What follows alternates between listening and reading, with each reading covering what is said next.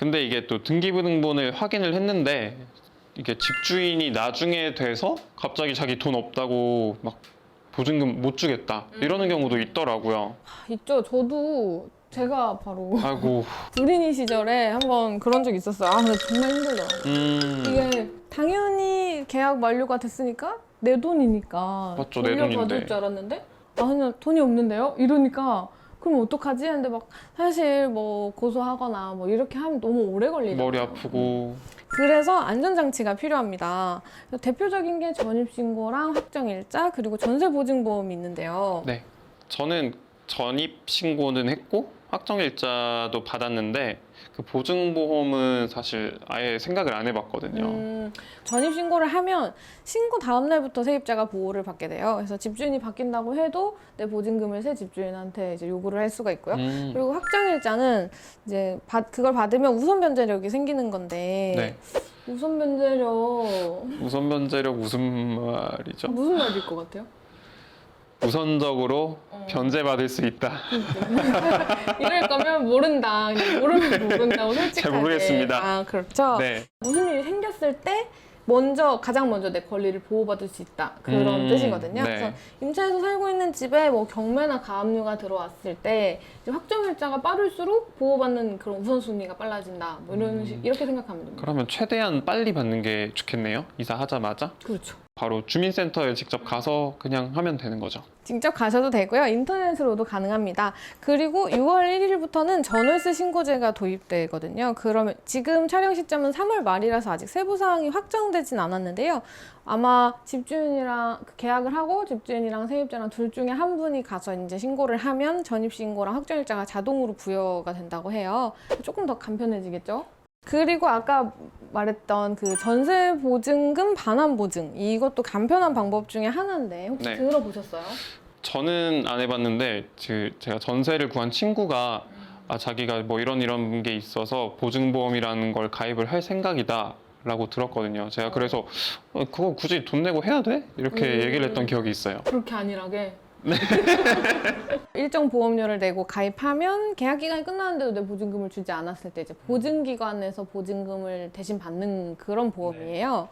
그럼 보험을 그냥 가서 가입만 하면은 그렇게 보호를 해주는 건가요? 그렇죠. 근데 당연히 요건이 있겠죠. 항상 네. 그렇듯이 보증 기간별로 그 보증 가능 대상, 보증 요건 등이 다른데요. 허그의 전세보증보험은 수도권에서는 7억, 그 외 지역에서는 5억 원 이하의 보증금에 대해서만 가입을 할 수가 있고요. 그리고 SGI 상품은 아파트는 보증금 제한이 없고 아파트 외 주택은 10억 원 이내 보증금만 가입할 수 있습니다. 그만큼 보증료율은 좀 더 높고요. 보증료가 얼마 정도 내야 되나요? 보증 금액, 주택 유형, 부채 비율에 따라 다른데요. 그 허그 상품으로 좀 예를 들어보면 부채 비율이 한 80% 이하인 빌라일 경우에 네. 만약에 뭐 보증금 1억 원으로 들어간다. 그렇게 2년 계약했다고 했을 때 한 보증료가 30만 원 정도? 사례에 따라서 금액이 조금씩 달라질 수 있는데 불안하시면 가입하는 게 좀 몇십만 원으로 내 돈 몇 억을 지킬 수 그렇죠. 있는 거니까. 금액 말고 뭐 또 다른 조건이나 이런 것도 있나요?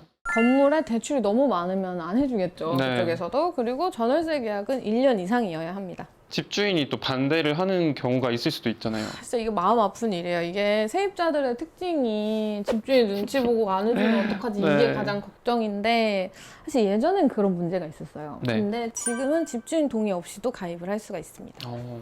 그리고 계약 후에도 일정 기간이 지나지 않았다면 가입이 가능합니다. 가입할 때는 허그 영업점이나 웹사이트 그리고 은행 어플 이런 데서 할 수 있고요. 가입 신청하면 신용조사, 뭐 보증심사 거쳐서 이제 가입 가능 여부가 나오고 그렇게 해서 가입을 했을 때 이제 계약 기간이 끝났는데도 내 네. 돈을 받지 못했다.